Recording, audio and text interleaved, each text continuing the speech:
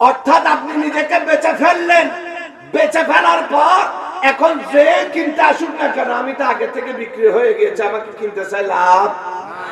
আমার মুর্শিদ আছে না নাই? আছে। তো কিছু বুঝাইতে হইলে আমার মুর্শিদের যে আকীদা আমারও একই আকীদা, ঠিক কি না? শয়তানের সাথে, শয়তান তো এলম বেশি, শয়তানের কি এলম বেশি। তো তোমার সাথে এত মোনাজারা করার আমার টাইম কোথায়? তোমার মোনাজারা করতে হইলে আমার মুর্শিদের সাথে করো। এই কারণে পীর ধরা, কি ধরা? এই কারণে পীর ধরা, এই কারণে বায়াত গ্রহণ করা, এই কারণে তরিকতের মধ্যে দাখিল হওয়া। তরিকতের মধ্যে যখন আমি দাখিল হয়েছি, সুবহানাল্লাহ, কোরআনকে যখন জিজ্ঞেস করলাম, ও কোরআন, নবীল উম্মি শব্দের অর্থ কি হবে? আমি যখন তরিকতের মধ্যে দাখিল হয়েছি, মুর্শিদ যখন আমার চোখের সামনে থেকে পর্দা সরিয়ে দিলেন, আমি কোরআন পড়তে শুরু করলাম। ও কোরআন জবাব দিতে শুরু করলো, ও আল্লাহর বান্দা, নবীল উম্মি শব্দের অর্থ হচ্ছে আর রহমান আল্লামাল কোরআন। আর কোরআন ডাক দিয়ে বলছে, ও আল্লাহর বান্দারা, তোমরা যাকে শাইখ মনে করছো, এর চাইতে বড় শাইখ তো আগেও ছিল। সূত্র তো দিয়ে দিয়েছি যে যত বড় শাইখ হোক না কেন, নবীর শানে যে বেয়াদবি করবে, জেনে রাখো সে শয়তান। সে কি শয়তান? সে কি শয়তান? শয়তান চিনতে পারলাম? আর কথা বলেন, শয়তান চিনেছে কি চিনে নাই? ভাইরা আমার, শয়তান চিনেছি। বর্তমান জামানায় সকল মাহফিল উলামায়ে কেরামের নয়, সকল মাহফিল আশিকে রাসূলের নয়, কিছু কিছু মাহফিল শয়তানেরও হয়, ঠিক কি ঠিক কি? এরা বারবার তওবা করে, যতবার ধরা খায় বারবার তওবা করে। ফার্স্ট একবার বলেছিল, নাউজুবিল্লাহ, মা খাদিজাতুল কুবরা রাদিয়াল্লাহু তাআলা আনহার শানে বলে তালাক খাওয়া, ভার্জিন নয়, ইনটেক নয়, নাউজুবিল্লাহ। এই সাইড থেকে যদি আপনি জিজ্ঞেস দিয়ে বলেন, হুজুর আসসালামু আলাইকুম, আচ্ছা আপনার মা কি ভার্জিন? সাইড গরম হবে না? বলেন না, ঠিক কি না? সাইড বলবে, কত বড় বেয়াদব তুমি, আমার মায়ের শানে এই ধরনের শব্দ ব্যবহার করছো। তো সাইদকে আপনি পাল্টা প্রশ্ন করবেন, হুজুর আপনি শুধু আপনার মায়ের শানে এরকম শব্দ ব্যবহার করার কারণে আপনি গরম হয়ে যাচ্ছেন, যিনি গোটা কুল জাহানের ইমানদারদের মা, তার সামনে তার শানে কিভাবে আপনি এই শব্দ ব্যবহার করেছেন? ঠিক কি না? ঈমান আছে না? তো বলে, যখন ধরা খেয়ে গিয়েছে, সুন্নিরা যখন ধরিয়ে দিয়েছে, বলে আমার মুখ থেকে স্লিপ অফ টাং হয়েছে, স্লিপ অফ টাং হয়েছে, আমি তওবা করছি, আর এরকম হবে না। তো তারপরে কিছুদিন পর গিয়ে বলে, আল্লাহ রাসূল সাল্লাল্লাহু আলাইহি ওয়াসাল্লাম নবিয়্যুল উম্মি ছিলেন, অর্থ নিরক্ষর। অর্থ অর্থ কি? নিরক্ষর। তো নিরক্ষর আপনি কে? আমি আল্লামা। আমি কে? আল্লামা। আপনাদের গ্রুপের মধ্যে মৌলভী সাহেব যারা আছে, এরা কারা? কোথায় তো পড়ালেখা করা, এরা আল্লামা, কিন্তু নবী নিরক্ষর। নবী আলিফ বা তা সা জিম হা খা চিনতেন না? একটু জোরে বলেন না। নাউযুবিল্লাহ। এরকম শাইখের পিছনে গেলে ঈমান থাকবে না যাবে? যাবে। একটু জোরে বলেন। যাবে। এরকম মাহফিলে গেলে, এরকম তাফসীরুল কোরআন মাহফিল শুনলে ঈমান থাকবে নাকি যাবে? ঈমান যাবে। কারণ কি? কারণ কি? নবীকে নিরক্ষর বলার সাথে সাথে ঈমান শেষ, ঈমান শেষ। কারণ কি? কারণ কি? আপনি গালি তো নবীকে দেননি, আপনি গালি দিয়েছেন নবীর টিচারকে। কাকে? কোরআনকে জিজ্ঞেস করলাম, ও কোরআন, শাইখ বলছেন নবিয়্যুল উম্মি শব্দের অর্থ, উম্মি শব্দের অর্থ নিরক্ষর। উম্মি শব্দের অর্থ নবিয়্যুল উম্মি শব্দের অর্থ হচ্ছে আমার নবী নাকি নিরক্ষর? কোরআন রে, নবিয়াল উম্মি শব্দের অর্থ কার থেকে জানবো? কোরআন বলল আমি বলবো। কার থেকে জানার দরকার নাই। ও কোরআন অনেক দিন তো পড়লাম কিন্তু আমার বুঝে আসে না, চোখের উপর থেকে পর্দা তো সরে না। কোরআন বলে একটু গিয়ে আমার গৌসে খুলনার দামানটা ধরে নাও। সুবহানাল্লাহ। কি ধরো? ওয়াবতাগু ইলাইহিল ওয়াসিলা, ওয়াবতাগু ইলাইহিল ওয়াসিলা। আমি কোরআনকে পড়ার সময় ওসিলা ধরো। কোরআনকে পড়ার সময় কারণ কি? কারণ কি? জালিকাল কিতাব লা রাইবা ফিহি। আমি কোরআন আল্লাহর কালাম, এটাতে কোনো সন্দেহ নাই। কিন্তু মনে রাখো এই কোরআনের আয়াত হচ্ছে ইউদিল্লু বিহি কাসীরা ওয়া ইয়াহদি বিহি কাসীরা। কোরআন পড়ে পড়ে অনেকে হেদায়েত প্রাপ্ত হবে, অনেকে গোমরাহ হবে। অনেকে গোমরাহ। কোরআন পড়ে কেউ হেদায়েত পাবে, কেউ অনেকেই কি হবে? গোমরাহ হবে।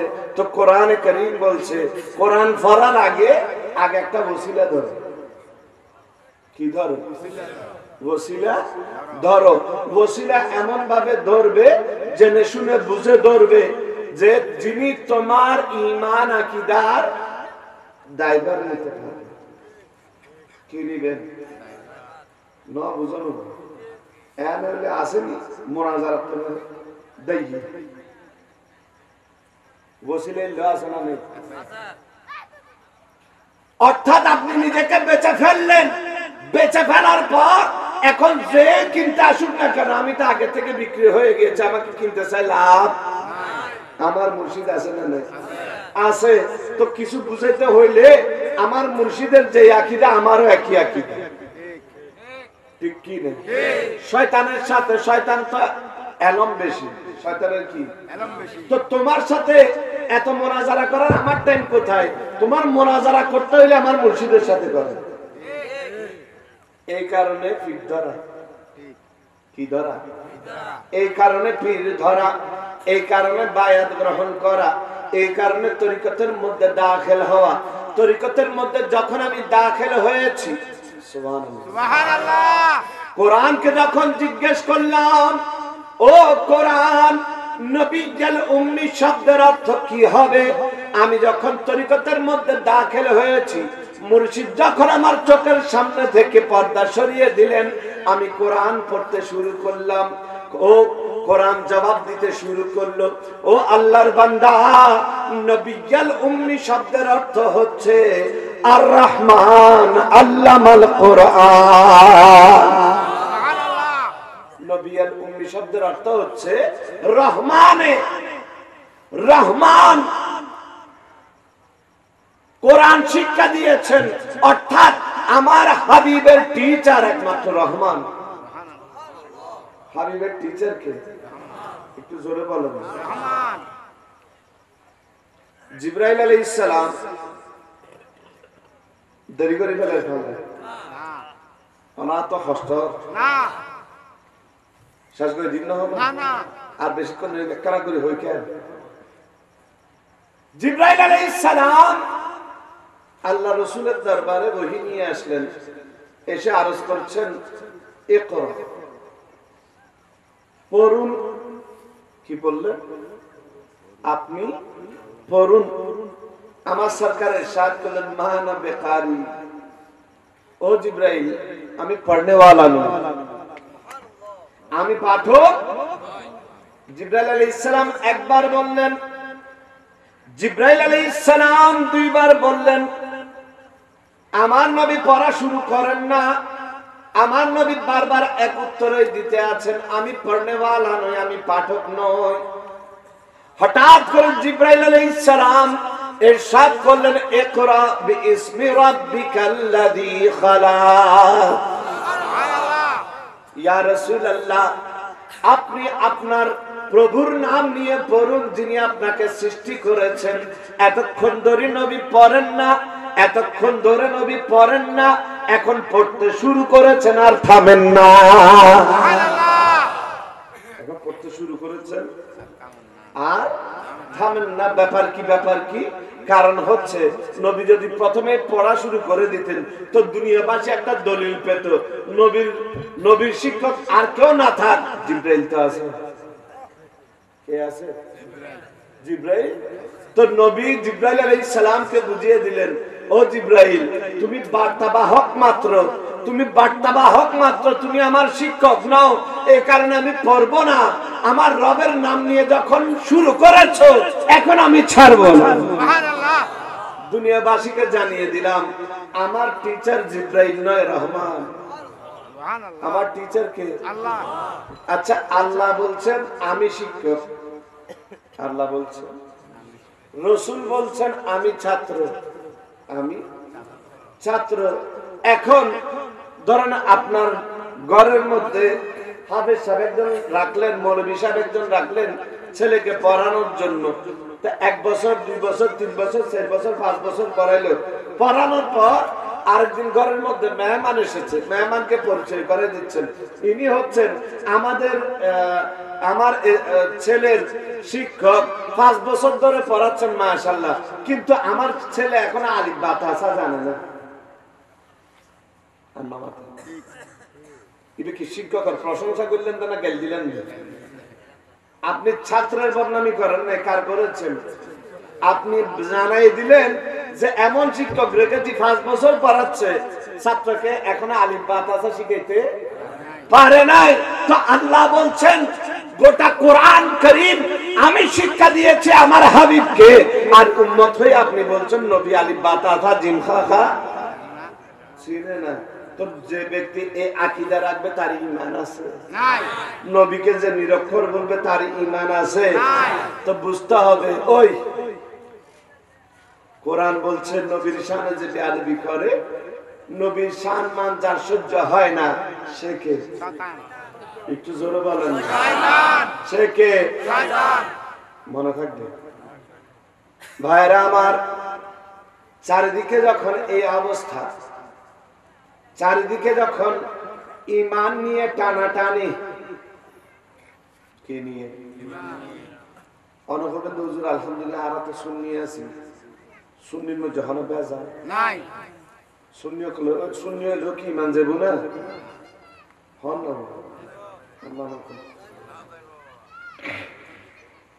হুজুর সুন্নির ঈমান যারা চাঁদ আছে না যাবো না মাশাআল্লাহ, তার মানে খবর হই যে মেরে শুনবে। ভাইরা আমার, আলহামদুলিল্লাহ যে আমরা গৌসে খুলনার তরিকতের মধ্যে আছি, সুবহানাল্লাহ। আমরা কাদেরি, আমরা চিশতি, আমরা নকশবন্দি, আমরা কলন্দরি, আমরা সোহরাওয়ার্দী। কারণ কি? ইমামে রব্বানি মুজাদ্দিদ আল-ফিসানি শেখ আহমদ সরিন্দি ফারুকি রাহমাতুল্লাহ আলাইহি, সে হাস্তির নাম যার কাছে সকল তরিকত এসে জমা হয়েছে। সুবহানাল্লাহ। সকল তরিকা এসে জমা হয়েছে। সকল তরিকতের শক্তি, কুওয়াত সবকিছু এক জায়গায় হওয়ার পর সেই পাওয়ার দিয়ে বাদশা আকবরকে দ্বীনে ইলাহি সহ যিনি দাফন করেছেন তার নাম হচ্ছে ইমামে রব্বানি মুজাদ্দিদ আল-ফিসানি। আল্লাহু আকবার, আল্লাহু আকবার। সোজা কথা নয়, এরকম প্রতাপশালী বাদশা যার রাজ্যের সূর্য বলে কখনো ডুবতো না, কি হইতো না, অর্থাৎ তার অধীনে যতগুলো জায়গা ছিল সেখানের মধ্যে যে কোনো না কোনো একটা জায়গা দিয়ে সূর্য কি হইতো, একদিক দিয়ে ডুবলেও আরেক জায়গা দিয়ে উঠত। সেই বাদশা যখন দ্বীনে ইসলামকে দাফন করার চেষ্টা করেছে, বলেছে দ্বীনে ইসলাম পুরনো হয়ে গিয়েছে, এটা আর দরকার নাই, নতুন দিন দ্বীনে ইলাহি, দ্বীনে ইলাহি। তো সে দ্বীনে ইলাহি বানিয়েছে তোরা, বৌদ্ধ তোরা, খ্রিস্টান তোরা, নবসূত্র তোরা, মুসলমান তোরা, খ্রিস্টান তোরা, জৈন তোরা, ইহুদি, সব কিছু মিলে একটা ধর্ম বানিয়েছে, সেটার নাম হচ্ছে দ্বীন ইলাহি। দ্বীনে বলেন না, দ্বীনে ইলাহি। ঠিক তদ্রুপ একই আঙ্গিকে আমাদের আহলে সুন্নাত ওয়াল জামাতের মিডা সুন্নি আলেম হুজুর আছেন না, আমাদের মিডা সুন্নি আলেমদের সহযোগিতা নিয়ে বাচ্চা আকবরও দিনেই বানিয়েছিল, আবার আলেমদেরকে নিয়ে। কাদেরকে নিয়ে? মোল্লা টোডরমল, দোপে আজা, ফয়েজে, দেখি মৌলভী সাহেব কি সাহেব, এই মৌলভী সাহেবদেরকে নিয়ে বাদশাহ আকবর দ্বীন ইলাহি বানিয়েছিল। বাদশাহ আকবরকে বলেছিল, হুজুর আল্লাহ নবী নবিয়াল উম্মি ছিলেন, নিরক্ষর ছিলেন, তো আপনিও তো পড়ালেখা নাই, নিরক্ষর, আপনার কাছে নবুয়তের সব আলামত আছে, সব আলামত আছে। তাদের সহযোগিতায় দ্বীনে ইলাহি একটি ধর্ম বানিয়েছিল। বর্তমান সময়ে সুন্নি মিডে সুন্নি আলেমদের কর্মে বুখারী বিভিন্ন দাওয়াতের বিনিময়ে কিনে আমাদের দেশে একটা নতুন ধর্ম প্রচলন করা হয়েছে, সেটার নাম হচ্ছে তাওহীদে আদিয়ান। তাওহীদে আন্নামা গোসা কে লিখে মাল না,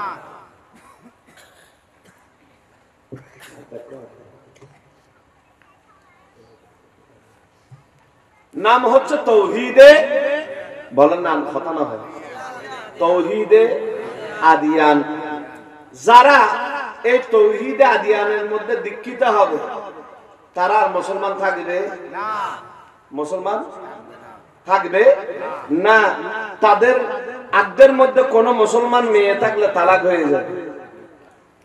কি হয়ে যাবে? তালাক হয়ে যাবে। এই তাওহীদে আদিয়ানি মেজবান্ডারি কারা? মেজবান্ডার দুই প্রকার। এক প্রকার হচ্ছে মেজবান্ডারি কাদেরি।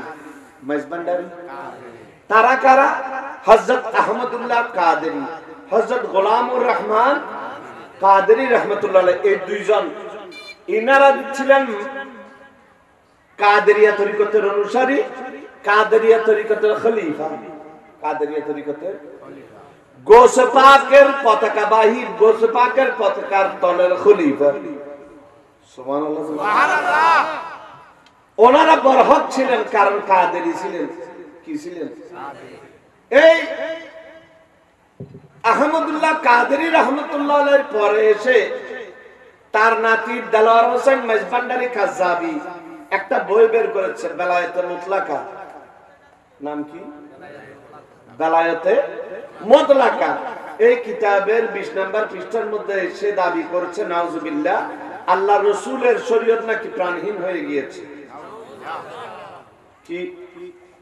আল্লাহ নবীর যে যুগ, সেই যুগের নাম বলা হচ্ছে বেলায়েতে মুকাইয়্যিদায়ে মুহাম্মাদি। আর এটা উলামায়ে কেরাম আছে না নেই? মুকাইয়্যিদ বলা হয় শৃঙ্খলায়িত বন্দী, কয়েদ, ঠিক না?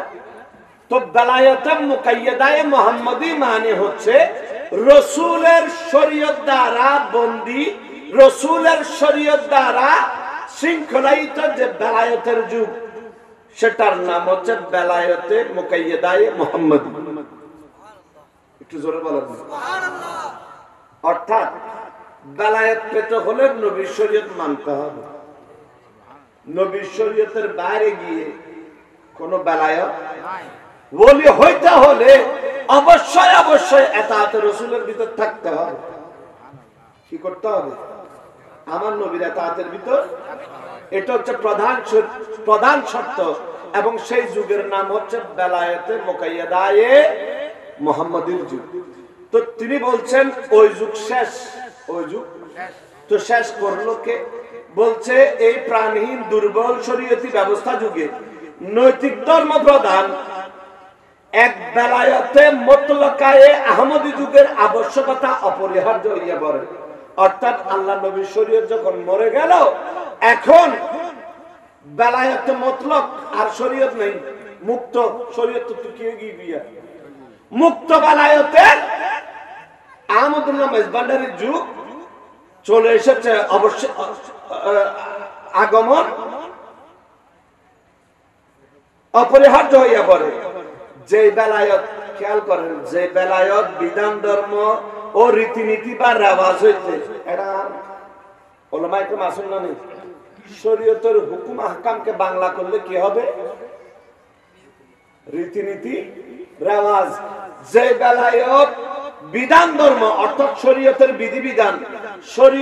বিধিবিধান রীতিনীতির রেওয়াজ হইতে খোদার ইচ্ছা শক্তিকে বেশি প্রাধান্য দেয় অর্থাৎ আল্লাহ নবীর শরীয়তের উপর আল্লাহ অতটুকু রাজি নেই বেলায়েত মুতলাকার উপর যেরকম রাজি সেই বেলায়েতের অধিকারী ব্যক্তিত্ব সম্পন্ন ব্যক্তি বেলায়েতে মুকাইয়াদা এ মুহাম্মদী যুগের খাতেম বা সমাপ্তকারী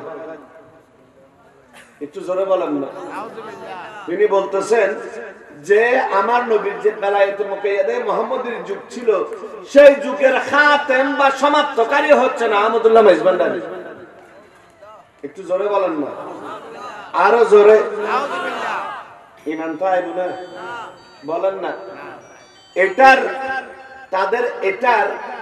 দলিল কি দলিল হচ্ছে সেখানে গেলে আপনি হিন্দু হন বৌদ্ধ হন খ্রিস্টান হন আপনি বেলায়েত পাবেন তাদের দাবি হচ্ছে কিভাবে আপনি হিন্দু হন বৌদ্ধ হন খ্রিস্টান হন বেলায়েত পাবেন যেমন ওয়াহাবিরা খুব সুন্দরই বলে আজব সুন্নি আজব গজব উনকা তরিকা রমেশ শিল্পী হ্যাঁ উনকা এক খলিফা মাইজভান্ডারে একটা খলিফার নাম হচ্ছে রমেশ শীল নাম কি আর নামাতে আচ্ছা রমেশ শীল এখনো মুসলমান হয় নাই খলিফা হইতে পারবে না বলে বেলায়েত পাবে হয়তো দরকার নাই লা ইলাহা ইল্লাল্লাহ মেননি ইবা হয়তো তাওহীদ আদিয়ানার যুগ লা ইলাহা ইল্লাল্লাহ মেননি আর গোসল আজম মাইজভান্ডারে মেননি বসে কি বেলায়েত ফেকি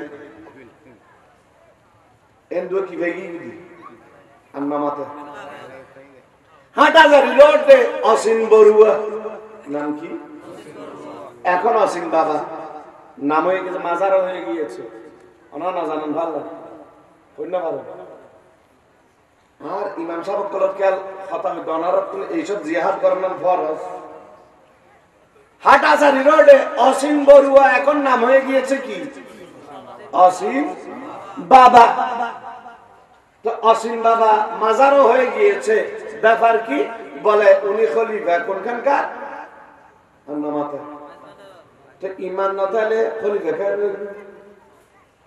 ঠিক কি না বলে এটার জন্য ইমানের দরকার নাই লা ইলাহা ইল্লাল্লাহ আর আহমদুল্লাহ মাইজভান্ডারীকে গোসল আজম মানলে কি বেলায়েত তো এখানে বলা হচ্ছে বেলায়েতের মুতলাকা যুগের আরম্ভকারী ধর্মশাই তাওহীদ আদিয়ানের সমর্থক নাউজুবিল্লাহ আল্লাহ তাআলা ইরশাদ করেছেন ইন্নাদ দীনা ইনদাল্লাহিল ইসলাম আল্লাহর কাছে একমাত্র মনোনীত ধর্ম হচ্ছে ইসলাম একমাত্র মনোনীত ধর্ম কোনটা ইসলাম এরা বলে না না একমাত্র মনোনীত ধর্ম ইসলাম নয় সকল ধর্ম সমান কোন মুসলমান যদি এই আকীদা রাখে যে সকল ধর্ম সমান ঈমান থাকবে না ঈমান থাকবে না শুধু তাই নয় এই কিতাবের মধ্যে শানে রিসালাতের উপর জঘন্যতম আক্রমণ করা হয়েছে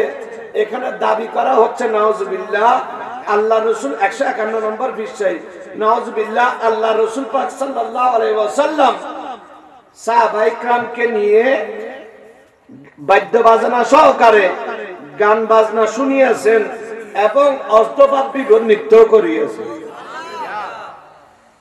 আর নবী বলে গান বাজনা হয়নি নাচানাচিও গর্গি নবীর শান মসজিদ যারা বেয়াদবি করে তারা কি হইলেন এরা কারা এরাই শয়তান যারা নবীর শানের উপর আক্রমণ করে বুঝা গেল সুন্নিয়তের ময়দানের ভিতরেও আমরা হেফাজতে আমি নকশবন্দি আমি চিশতি আমি কাদেরি আমি সোহরাওয়ার্দী আমি কালান্দারি আপনি যে তরিকতের হন না কেন এই সকল বিষয়ে যদি আপনি চুপ থাকেন তা আপনারও ঈমান গেছে ঠিক কিনা? ঠিক কিনা? বলছিলাম সুন্নিয়তের ভিতর, কিসের ভিতর? সুন্নিয়তের আজকে এই অবস্থা কারণ কি? কারণ হচ্ছে আমরা ওই হাদিস শরীফে যে বলা হয়েছে তারা অল্প টাকার বিনিময়ে দুনিয়ার বিনিময়ে আখিরাত বেশি ফেলবে। কি বেঁচে ফেলবে? আজকে আমরা সুন্নি উলামায়ে কেরাম, সুন্নি আলেমরা যারা আছি, আমরা দাওয়াতের বিনিময়ে মুখের মধ্যে তালা মেরেছি, ঠিক কিনা?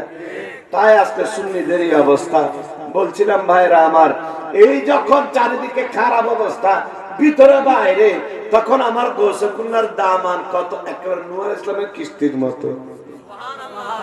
কিসের মতো? এখানে না বন্ডের কোন জায়গা আছে, এখানে না বাতিলের কোন জায়গা আছে। এখানে আমাদের মুর্শিদ এমন, যিনি মুরগি যেমন ছানাকে পাহারা দিয়ে রাখে, আমরা আমাদের মুর্শিদ আমাদেরকে সার্বক্ষণিক পাহারা দিয়ে আছে। বাতিলের সাথে কোনো আপোষ নাই, বন্ডের সাথে কোনো আপোষ নাই, কোনো আপোষ নাই। একটা কথা বলেছিলাম, তরিকত কাকে বলে? তরিকত হচ্ছে বৃত্তাকার কম্পাস। বৃত্তাকার ভাইরা আমার, বৃত্ত ছিলেন না? বৃত্ত আঁকার জন্য কি লাগে? আজকাল কম্পাস না ছিলেন যে এরকম তো মুরগিও নাই মনে হয়। কম্পাস ছিলেন কিনা সবাই বলেন? কম্পাস ছিলেন না যারা?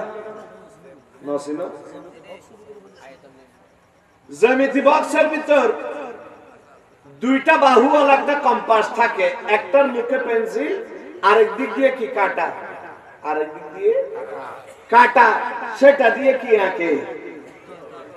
গোল আঁকে। তো গোল কাকে বলা হয়? যখন শুরু হয়ে পেন্সিল আবার ওইখানে গিয়ে শেষ হয়, তাকে গোল বলা হয়, তাকে বৃত্ত। কোন একটা বৃত্ত এক বিন্দু থেকে শুরু করেছে, কিন্তু সেখানে গিয়ে আবার মিলে, সেটাকে কি বৃত্ত বলা হবে? ভাইরা আমার, আপনার আমার জীবন হচ্ছে একটা বৃত্ত। একটা কি? সেই বৃত্তের কথায় কোরআন কারীমের মধ্যে বলা হয়েছে, আমরা যখন আমাদের কোন ভাই মারা যায়, মাটি দেওয়ার সময় আমরা সেই বৃত্তের কথায় খেয়াল করি। মাটি দেওয়ার সময় কি পড়ি? মিনহা খালাকনাকুম ওয়া ফিহা নুঈদুকুম ওয়া মিনহা নুখরিজুকুম তারাতান উখরা। বান্দারে, এই মাটি থেকে তোমাকে সৃষ্টি করেছি, এই মাটি থেকে তোমাকে সৃষ্টি করেছি, আবার এই মাটির মধ্যে তুমি ফিরে আসবে। সুবহানাল্লাহ। মাটির মধ্যে আমি যখন এসেছিলাম, আমার গায়ে কি কোনো গুনাহ ছিল? আমার গায়ে কি কোনো পাপ ছিল? আমি নিষ্পাপ অবস্থায় ছিলাম। কোরআন সুন্নাহর কম্পাসের যেমন দুইটা বাহু থাকে, তরিকতের কম্পাসের দুইটা বাহু, একটার নাম হচ্ছে কোরআন, আরেকটার নাম হচ্ছে সুন্নাহ। একটার নাম আরেকটার নাম। কম্পাসের মাথায় যে পেন্সিল, আমি হলাম সেই পেন্সিল, আমি হলাম সেই পেন্সিল। কোরআন সুন্নাহ মোতাবেক চলে। আমার যদি বৃত্ত আঁকা হয়, তবে আমার জীবন পরিপূর্ণ, আমার জীবন। কিন্তু দেখলাম এখানে বৃত্ত আঁকার জন্য আরেকটা জিনিসের দরকার, যেটাকে বলা হয় সেন্টার, যেটাকে বলা হয় অর্থাৎ কেন্দ্রবিন্দু। এটার নাম কি? এই কেন্দ্রবিন্দু হচ্ছেন মুর্শিদ। এই কেন্দ্রবিন্দুকে মুর্শিদের ওই কেন্দ্রের মধ্যে কম্পাস রেখে কোরআন সুন্নাহ মোতাবেক আমি যদি পেন্সিল হয়ে জীবনকে আঁকা শুরু করি, তবে যেভাবে আমি নিষ্পাপ অবস্থায় দুনিয়ায় এসেছিলাম, ইন্তেকালের সময়, মরণের সময়ও তরিকতের নিসবত নিয়ে নিষ্পাপ হয়ে দুনিয়া থেকে যাব। নাম কি? তরিকত। এটার নাম হচ্ছে তরিকত। আপনি তরিকতের মধ্যে দাখিল হয়েছেন, কোরআন সুন্নাহ মোতাবেক নিজেকে চালিয়েছেন, আপনার কেন্দ্র মোতাবেক আপনার ঈমান আকীদা সব হেফাজত হয়েছে, তোর আপনার আর মরণের ভয় নাই। কারণ কি? কারণ কি? আপনি তো এখন মৃত্যুর প্রিপারেশনের ভিতর আছেন। কিসের ভিতর? মৃত্যুর প্রিপারেশনের ভিতর। আপনি যদি ওই মুর্শিদের শিখিয়ে দেয়া কয়েক লফজ কালাম মোতাবেক চলতে পারেন, তো মরণের সময় আল্লাহ চাইলে এমন হবে, আল্লাহ তাআলা দাওয়াত দিয়ে নিয়ে যাবেন। সুবহানাল্লাহ। কি দিয়ে? দাওয়াত বাড়ির মধ্যে হদুন আছে, তো বিলকুল ইয়া আছে, হদুন আছে তো আবু লাইয়ে আয় যায়, আর হদুন আছে তো বহুত যত্ন সহকারে কাট দিবে, ঠিক কি না? তাদেরকে বলা হয় স্পেশাল গেস্ট। তারা কি? Special guest. ঠিক তদ্রূপ তরিকত পন্থীরা দুনিয়া থেকে যখন যাবে, তারা দাওয়াত নামা পাবে, তাদের রব ডাক দিবেন, ইয়া আইয়াতুহান নাফসুল মুতমাইন্না ইরজিই ইলা রাব্বিকা রাদিয়াতান মারদিয়া। ও আমার বন্ধু, চলে আসো, চলে আসো, তোমার আর কোনো ভয়। আমি দাওয়াত দিচ্ছি, আমি আল্লাহ তোমাকে দাওয়াত দিচ্ছি, তুমি আমার কাছে চলে আসো। এমত অবস্থায় আমি তোমার উপর খুশি, তুমি আমার উপর খুশি। সুবহানাল্লাহ।